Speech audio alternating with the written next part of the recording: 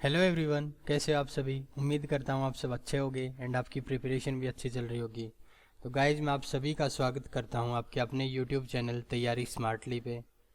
तो गाइज, जो लोग पहली बार चैनल पे विजिट कर रहे हैं उनसे मेरी रिक्वेस्ट है कि चैनल को प्लीज़ सब्सक्राइब कर लें एंड अगर आपको वीडियो अच्छी लगती है तो उसको लाइक और शेयर भी ज़रूर करें। तो गाइज, जो हमने प्रीवियस ईयर क्वेश्चंस की जो सीरीज़ स्टार्ट की थी, जो एमटीएस के लिए थी, एसएससी एमटीएस के लिए स्पेसिफिकली डेडिकेटेड थी, आज हम 5 जुलाई 2022 को जो एग्ज़ाम हुआ था उसकी फ़र्स्ट शिफ्ट का फोर्थ सेक्शन सोल्व करेंगे।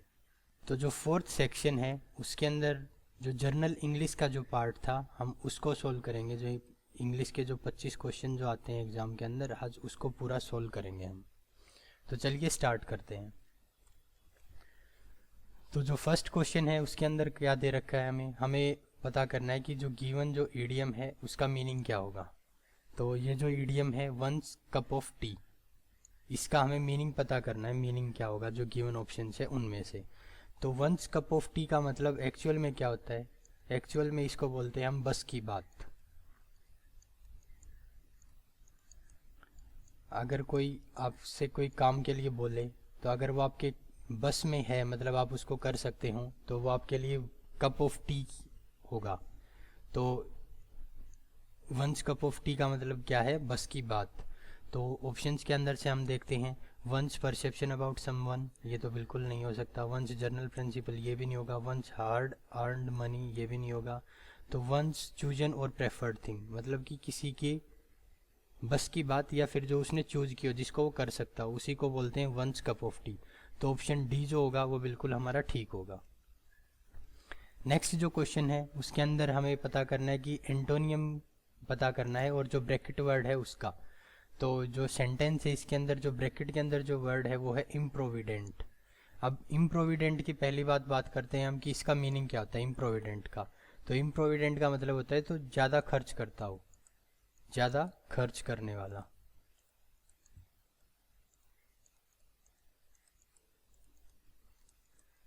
तो जो ज़्यादा खर्च करता है उसको बोलते हैं हम इम्प्रोविडेंट। तो ज़्यादा जो खर्च करता है उसका अपोजिट क्या होता है, उसका होता है किफ़ायती, या उसको बोलते हैं हम कंजूस। तो हम इसको, इसका जो अपोजिट होगा उसको बोलते हैं किफ़ायती। तो इनमें से हम देखते हैं कि ऑप्शंस के अंदर किफ़ायती जो है वो किसका वर्ड होगा। तो टार्डी का नहीं होता। जो ऑप्शन बी है थ्रिफ्टी, इसका मीनिंग होता है किफ़ायती। और ये कॉशियस है तो इसका भी मतलब होता है अलर्ट, ये भी नहीं होगा। और जो हंग्री है इसका मतलब तो भूखा होता है। और टार्डी का मतलब होता है लेज़ी, जो व्यक्ति लेज़ी होता है उसको हम टार्डी भी बोल देते हैं। तो ऑप्शन बी जो है वो बिल्कुल हमारा ठीक होगा। तो नेक्स्ट क्वेश्चन की बात करते हैं। नेक्स्ट क्वेश्चन में हमें फाइंड आउट करना है कि एरर किस पार्ट में है। तो सेंटेंस को रीड करते हैं हम। When you are under significant stress, जब आप एक सिग्निफिकेंट स्ट्रेस के अंदर होते हो, it is hardly to process details and nuances. Nuances जो होता है वो होता है माइन्यूट डिटेल्स किसी भी चीज़ की। इसको क्या बोलते हैं, माइन्यूट डिटेल्स। तो जब भी आप स्ट्रेस के अंदर होते हो तो आप प्रोसेस नहीं करते। इट इज़ डिफ़िकल्ट, मतलब हार्डली का यहाँ मतलब है डिफ़िकल्ट से। It is hardly to process details and nuances. तो यहाँ पे हार्डली नहीं होगा, यहाँ पे होगा हार्ड। हार्डली जो है यहाँ पे वो एज ए एडजेक्टिव यूज किया गया है, लेकिन यहाँ एज ए वर्ब हमें यूज करना होगा। तो देखो कि हार्डली किस सेंटेंस के अंदर है। हार्डली जो है वो ए के अंदर है, significant stress and it is hardly. मतलब कि ये जो यहाँ से यहाँ पोर्शन है इसके अंदर एरर था, तो ऑप्शन ए जो होगा उसके अंदर एरर है। नेक्स्ट की बात करते हैं। नेक्स्ट के अंदर हमें क्या दे रखा है, इसके अंदर भी हमें एरर फाइंड आउट करनी है। तो दे रखा है the reduced air pressure on airline flights can lesson the amount of oxygen in passengers blood for 25%। इसके अंदर क्या बता रखा है कि जो एयरलाइंस की जो फ्लाइट होती हैं तब वे ज़्यादा हाइट पे होती हैं, या फिर प्रेशर रिड्यूस हो जाता है जब उनका एयर प्रेशर, तो उसके कारण क्या होती है, अमाउंट जो है ऑक्सीजन की पैसेंजर्स के ब्लड के अंदर वो 25% तक डिक्रीज हो जाती है, लेसन हो जाती है 25% तक। तो इसके अंदर क्या एरर है, इसके अंदर जो ये 4 है ये यहाँ पे इरेलीवेंटली यूज कर रखा है, क्योंकि 4 होता है स्पेसिफिक उसके लिए, लेकिन यहाँ पे या तो अप टू का यूज होगा या फिर बाई का होगा। क्योंकि इसके अंदर बता रखा है कि 25% तक जो है वो क्या होता है, अमाउंट ऑक्सीजन की जो अमाउंट है वो डिक्रीज हो जाती है एयर जो प्रेशर के कारण। तो 4 जिसके अंदर होगा, 4 कौन से ऑप्शन के अंदर है, 4 है यहाँ, तो यहाँ पे क्या होगा, बाई होगा अगर हम एरर को ठीक करते हैं तो ऑप्शन सी जो है वो बिल्कुल हमारा ठीक ऑप्शन होगा। नेक्स्ट की बात करते हैं। नेक्स्ट क्वेश्चन में हमें यहाँ फिलिंग द ब्लैंक्स फिल करना है। तो सेंटेंस है my teacher asked me to keep, यहाँ पे होगा क्वाइट, क्योंकि टीचर क्या बोलती है कि चुपचाप बैठ जाओ। तो क्वाइट अगर हम देखते हैं तो क्वाइट इसमें से ये जो क्वाइट है QUIET, इसका मतलब होता है चुपचाप या फिर शांत। तो यही वर्ड यूज होगा यहाँ पे क्वाइट। ये जो क्वाइट होता है QUITE, इसका मतलब होता है कंप्लीट या फिर सब कुछ, मतलब कि ओवरऑल जो चीज़ दे रखी है सब, ये उस सेंस में यूज होता है। क्विट का मतलब होता है कि मैदान छोड़ के भाग जाना, मतलब कि किसी चीज़ को त्याग देना। और क्वेंट जो होता है इसका मतलब होता है विचित्र, मतलब अजीब। तो यहाँ पे जो ऑप्शन ए जो था वो क्वाइट वही यूज होगा इस फिलिंग द ब्लैंक्स के अंदर। नेक्स्ट क्वेश्चन की बात करते हैं। नेक्स्ट क्वेश्चन के अंदर हमें जो वर्ड दे रखा है उसका एंटोनियम फाइंड आउट करना है। और वर्ड क्या है, वर्ड है प्रीलियस। तो प्रीलियस का मतलब क्या होता है, प्रीलियस का मतलब होता है जोखिम भरा, जो भी काम हो जोखिम भरा, मतलब कि या फिर दूसरे सेंस में बोल सकते हैं हम डेंजरस।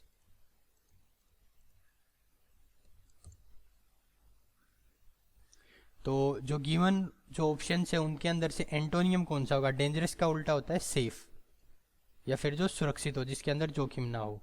तो वर्बोस नहीं होगा, अनस्टेबल नहीं होगा, क्रूअल का कोई मतलब नहीं है। तो डी ऑप्शन जो है सेफ वो बिल्कुल ठीक होगा। क्वेश्चन की बात करते हैं। नेक्स्ट क्वेश्चन में फिर से फिलिंग द ब्लैंक्स है, उसको हमें फिल करना है। तो he claims to be the dash kid of the school. तो इसके अंदर हमें द दिखाई दे रहा है, तो द के साथ हमेशा एडजेक्टिव की सुपरलेटिव डिग्री यूज होती है। तो इनमें ऑप्शन में देखते हैं सुपरलेटिव डिग्री कहाँ है। तो सुपरलेटिव जो डिग्री है वो है बी के अंदर, स्मार्टेस्ट के अंदर। तो फिलिंग द ब्लैंक्स के अंदर क्या यूज होगा, यहाँ यूज होगा smartest. He claims to be the smartest kid in the school. Next question की बात करते हैं। नेक्स्ट क्वेश्चन के अंदर दे रखा है कि जो अंडरलाइन जो पार्ट है उसको क्या करना है, हमें इम्प्रूव करना है अंडरलाइन पार्ट को। तो अंडरलाइन कहाँ है, यहाँ पे है। तो एक बार सेंटेंस को रीड करते हैं। Many families are so poor to bear the cost of educating all their childrens. Sentence का मतलब है कि बहुत सारी ऐसी फैमिलीज हैं जो इतनी पुअर हैं कि वो अपने बच्चों के जो एजुकेशन का जो खर्चा है उसको भी नहीं उठा सकती। तो यहाँ पे क्या होगा, यहाँ पे एक यूज होता है, मतलब कि अगर यहाँ पे सो होता है, सो प्लस एडजेक्टिव, तो सामने क्या आता है, सामने इसके बाद आता है दैट, और फिर V1 का यूज होता है। लेकिन यहाँ पे क्या है, दैट नहीं है।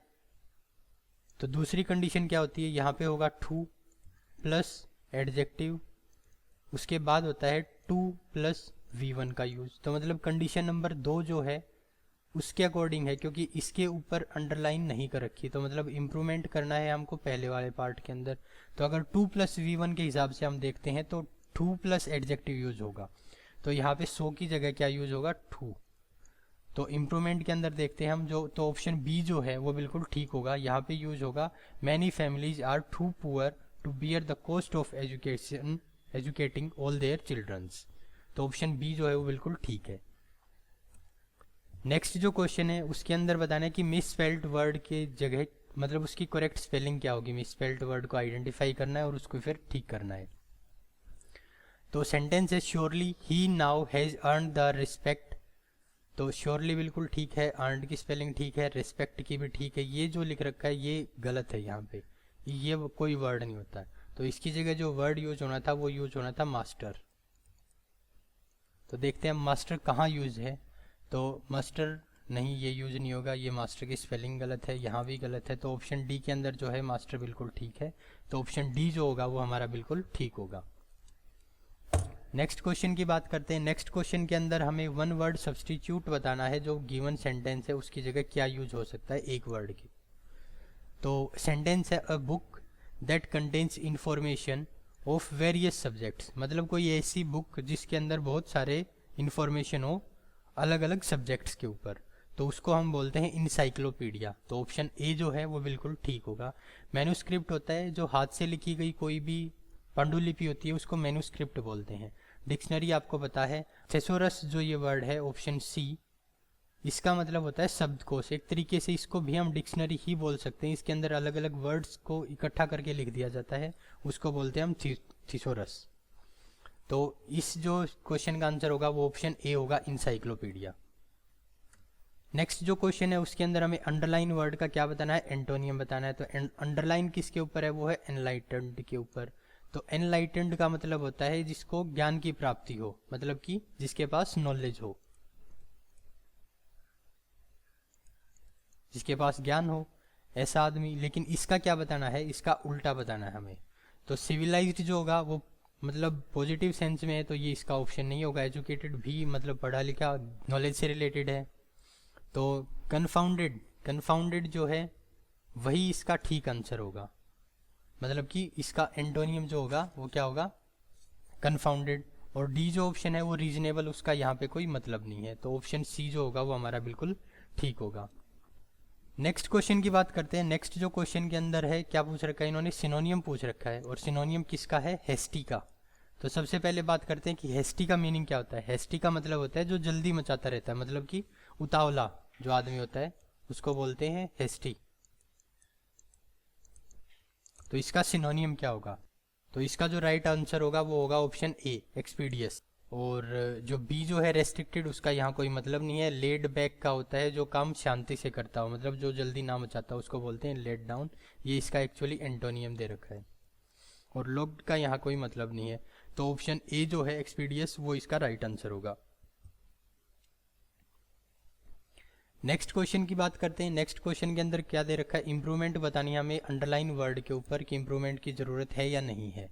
तो the water at her place was cool and had a metallic taste, मतलब जो उसके पास जो पानी था, उसके जो प्लेस के ऊपर जो पानी था वो कैसा था, वॉज मतलब कि पास्ट फॉर्म यूज है, वॉज कूल एंड हैड मतलब कि ये भी V2 यूज है यहाँ पे, बिल्कुल ठीक है। ए मेटेलिक टेस्ट, उसके अंदर क्या था, एक मेटेलिक टेस्ट था। तो पास्ट यहाँ से सेंटेंस स्टार्ट हुआ और उसके बाद भी पास्ट के अंदर है, तो ये बिल्कुल ठीक है, यहाँ पे कोई इंप्रूवमेंट की ज़रूरत नहीं है।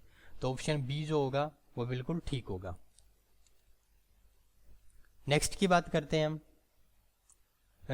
Select the incorrect spelled word, मतलब कि जो स्पेलिंग यहाँ पे गलत है ऑप्शन के अंदर उसको फाइंड आउट करना है हमें। तो सबसे पहले देखते हैं ये परटर्ब, ये कोई वर्ड होता ही नहीं है, मतलब कि यही गलत है। इसकी जगह यूज होना चाहिए था, अगर हमें परटर्ब लिखना हो तो PERTURB, ये स्पेलिंग होती है परटर्ब की। इसका मीनिंग क्या होगा, इसका मीनिंग होता है मतलब कि किसी को बेचैन करना, डरा देना, इस तरीके से यूज होता है परटर्ब। परसीव जो बिल्कुल ठीक है, पिजन भी ठीक है और पैसिव की स्पेलिंग भी ठीक है। लेकिन ऑप्शन ए जो है वो उसकी स्पेलिंग गलत थी और हमें मिसस्पेल्ड ही बतानी थी, मतलब इनकरेक्टली जो स्पेल्ड थी वो। तो ऑप्शन ए जो होगा वो हमारा बिल्कुल ठीक होगा। 15th क्वेश्चन की बात करते हैं। 15th क्वेश्चन के अंदर हमसे पूछा गया कि ईडियम का मतलब क्या है। तो ईडियम है हमें दे रखा जो चू द सीनरी, मतलब कि सीनरी को चबा जाना। तो इसका मतलब ये नहीं होता कि सीनरी को ही चबा गए, इसका मतलब होता है कि कोई सीनरी थी या कोई सीन था जिसके अंदर हम ज़्यादा इमोशनल अटैच थे फीलिंग के साथ, मतलब कि ज़्यादा डीपली फीलिंग हमने उस सीनरी की ली, तो उसको बोलते हैं चू द सीनरी। तो इसके हिसाब से ऑप्शन बी जो होगा वो बिल्कुल ठीक होगा, टू एक्ट ओवरली इमोशनली, मतलब कि आप किसी के ऊपर अगर ज़्यादा इमोशनली एक्ट करते हो तो उसको बोलते हैं चू द सीनरी। नेक्स्ट क्वेश्चन की बात करते हैं। नेक्स्ट क्वेश्चन के अंदर फिर से इंप्रूवमेंट पूछ रखा है कि इंप्रूवमेंट की ज़रूरत है या नहीं है, और अंडरलाइन वर्ड दे रखा है नोट। तो सेंटेंस को एक बार रीड करते हैं। Banning food and beverages is not desirable non feasible in a civilised society, मतलब कि किसी फूड या फिर पेय पदार्थ को मतलब कि अच्छा नहीं होगा, मतलब नॉट डिजायरेबल है एंड फिजिबल है इन ए सिविलाइज्ड सोसाइटी। एक सिविलाइज्ड सोसाइटी के हिसाब से किसी भी पेय पदार्थ या फूड को बैन करना कोई तुकबंदी नहीं है। तो यहाँ पे यूज हो रखा है नोर, तो नोर से पहले नोट यूज नहीं होता, हमेशा इनका पेयर यूज होता है नाइदर और नोर का। तो अगर नोर यूज किया गया है तो नोर के साथ नाइदर यूज होगा। तो ऑप्शन ए जो है उसकी इम्प्रूवमेंट की ज़रूरत है, नोट की जगह क्या आएगा, नाइदर। तो ऑप्शन ए जो है वो बिल्कुल ठीक होगा। नेक्स्ट क्वेश्चन की बात करते हैं। नेक्स्ट क्वेश्चन के अंदर क्या दे रखा है, हमें एक सेंटेंस दे रखा है और उसमें ग्रामेटिकल एरर है, उसको फाइंड आउट करना है हमें। तो सेंटेंस है, scientist believe that many animals have a unique languages. तो यहाँ पे प्लूरल जो नाउन था उसके साथ प्लूरल वर्ब बिल्कुल ठीक है, ये कोई ग्रामेटिकल एरर नहीं है। दैट मैनी एनिमल्स, ये यहाँ प्लूरल है तो ये भी प्लूरल है, मतलब ये प्लूरल था तो प्लूरल वर्ब यूज हो गई। और यहाँ पे है ए यूनिक लैंग्वेजेस, मतलब ए के साथ यहाँ पे हम यूज कर रहे हैं प्लूरल, तो ये जो पार्ट है वो बिल्कुल गलत है। तो देखते हैं हम ऑप्शन सी, ऑप्शन सी जो होगा वो बिल्कुल ठीक होगा। यहाँ पे एरर है, या तो ए नहीं होगा यहाँ पे, या फिर हम यहाँ ए यूनिक लैंग्वेज को यूज करते तो ये ठीक होता, लेकिन यहाँ यूज कर रखा है ए यूनिक लैंग्वेजेस, तो ऑप्शन सी जो है वो बिल्कुल ठीक होगा। नेक्स्ट क्वेश्चन की बात करते हैं। नेक्स्ट क्वेश्चन के अंदर हमें सिनोनियम बताना है, एक अंडरलाइन वर्ड जो दे रखा है उसका। तो अंडरलाइन के अंदर दे रखा है हमें डेमोलिश, और डेमोलिश का मतलब होता है ध्वस्त करना या किसी चीज को गिरा देना।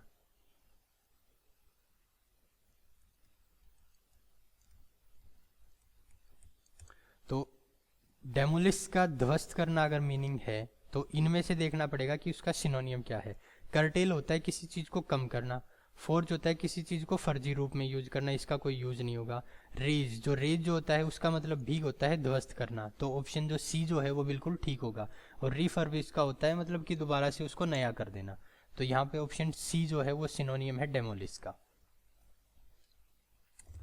नेक्स्ट क्वेश्चन की बात करते हैं। नेक्स्ट क्वेश्चन के अंदर हमें बताना है कि वन वर्ड सब्सटीट्यूट क्या होगा गिवन ग्रुप ऑफ वर्ड्स का, मतलब ये सेंटेंस है, इसके लिए वन वर्ड क्या यूज कर सकते हैं हम।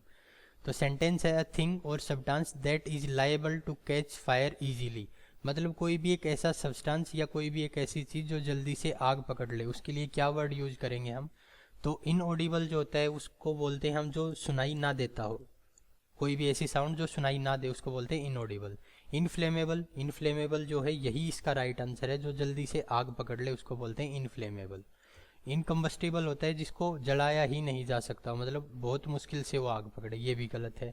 और एक्सटिंग्विशेबल होता है जिसको बुझाया जा सकते हैं, जैसे फायर एक्सटिंग्विशर होता है, ऐसे ही एक्सटिंग्विशेबल यूज किया गया है यहाँ पे, तो ऑप्शन डी भी नहीं होगा। तो ऑप्शन बी जो है वो बिल्कुल ठीक राइट आंसर है हमारा। नेक्स्ट क्वेश्चन की बात करते हैं। नेक्स्ट क्वेश्चन के अंदर क्या दे रखा है, वन वर्ड सब्सटीट्यूट यूज करना हमें गिवन सेंटेंस के लिए। तो सेंटेंस है, अ ग्रुप ऑफ गन्स और missile launchers operated together at one place, मतलब कि जहाँ बहुत सारे ग्रुप ऑफ गन्स हो और मिसाइल्स लॉन्चर रखे हों वहाँ पे, और एक जगह से उनको ऑपरेट किया जा सकता हो, ऐसी जगह को क्या बोलते हैं। तो साल्ट्री ऐसी जगह को नहीं बोलते, स्किटरी भी नहीं बोलते, सिमेट्री भी नहीं बोलते, बैटरी बोलते हैं ऐसी जगह को, तो ऑप्शन डी जो है वो बिल्कुल ठीक होगा। अब इनके मीनिंग देखते हैं एक बार। साल्ट्री, साल्ट्री को किस चीज क्या मतलब, इसका मीनिंग क्या होता है। साल्ट्री का मतलब होता है सोर्स, किसी भी चीज का सोर्स, उसको बोलते हैं साल्ट्री। स्किटरी क्या होता है, स्किटरी होता है एक तरीके से कंजूस, इसको हम कंजूस बोल सकते हैं। सिमेट्री होता है कब्रिस्तान, तो ये भी गलत है, तो बैटरी जो है वो बिल्कुल ठीक राइट आंसर होगा इसका। नेक्स्ट आगे जो हमारे वो है कॉम्प्रीहेंशन का पैसेज, तो उसके हिसाब से हमें 21 से लेके और 25 तक हमें कॉम्प्रीहेंशन दिया गया है, 21 से 25 तक। तो ये एक बार पैराग्राफ रीड करके और इसके बेसिस पे जो आस्क जो क्वेश्चन है वो हमें आंसर करने होंगे। तो एक बार सेंटेंस को रीड कर लेते हैं हम। सेंटेंस के अंदर दे रखा है कि deforestation in a tropical region can dash the way water vapour is produced over the canopy dash caused reduced rainfall. क्या बता रखा है इन्होंने कि जो ट्रॉपिकल रीजन्स के अंदर अगर डिफॉरेस्टेशन होता है तो उससे क्या होगा, उससे होगा वाटर जो वेपर प्रोड्यूस हो रहे थे उसके ऊपर इफेक्ट पड़ेगा। तो यहाँ पे क्या आएगा, कैन अफेक्ट द वे, मतलब कि नेगेटिव सेंस के अंदर, तो सी जो है वो बिल्कुल ठीक राइट आंसर होगा। ए में आएगा affect, affect the way water vapour is produced over the canopy. Next के अंदर है डैश कोजिज रिड्यूस्ड रेनफॉल, जो क्या करता है जिसके कारण क्या हो गया, अगर वाटर वेपर जो है उसकी प्रोडक्शन के अंदर कमी आएगी तो क्या होगा, रेनफॉल के अंदर कमी होगी। तो यहाँ पे आएगा जो की सेंस में, तो हुम जो है वो यूज नहीं होता, विच जो होगा वो बिल्कुल ठीक यूज होगा यहाँ पे, विच कोजेज रिड्यूस रेनफॉल वेयर जगह के लिए यूज होता है, एंड हु जो है वो लिविंग बींग्स के लिए या पर्सन के लिए यूज होगा। तो यहाँ पे होगा विच कोजेज रिड्यूस रेनफॉल। नेक्स्ट देखते हैं आप थर्ड जो होगा, थर्ड के लिए है इस 2019 study published in a journal Ecohydrology showed that parts of the Amazon rainforest that dash converted to agriculture land। यहाँ पे एक स्टडी की गई थी जर्नल के अंदर इको हाइड्रोलॉजी, जिसने क्या दिखाया कि जो अमेजन रेन फॉरेस्ट जो थे उसके पार्ट्स दैट, यहाँ पे यूज होगा, पार्ट्स की बात कर रहे हैं हम यहाँ पे, तो यहाँ पे होगा प्लूरल यूज। तो वैसे पास्ट में बात चली हुई 2019 की स्टडी है, तो पास्ट के अंदर और प्लूरल देखते हैं क्या है। तो इज प्रेजेंट होगा, वर जो होगा वो बिल्कुल राइट आंसर होगा यहाँ पे। वर कन्वर्टेड आएगा, वर जो हो सिंगुलर है लेकिन है जो है वो फिर से प्रेजेंट के अंदर आ गया, तो वर जो होगा वो यहाँ पे ठीक होगा। यहाँ पे हमने जो थर्ड जो ब्लैंक था यहाँ पे हमने यूज किया था वर। अब देखते हैं rain forest, Amazon rain forest that were converted to agriculture land dash higher soil and air temperatures.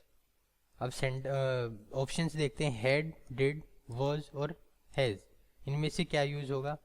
तो जो एग्रीकल्चर लैंड जो कन्वर्ट कर दी थी उनके अंदर क्या था, हैड हायर सॉइल, मतलब कि यहाँ पे क्या होगा, ए ऑप्शन यूज होगा, हैड, क्योंकि बात पास्ट की चली हुई थी। Had higher soil and air temperature which could purify drought conditions, नहीं, ये तो पॉजिटिव सेंस में यूज होता है। इनफ्लेम होता है किसी को भड़काना, ये भी यूज नहीं होगा। परवोक जो हम यूज करते हैं वो मतलब उकसाने के लिए यूज करते हैं, ये भी यूज नहीं होगा इसलिए।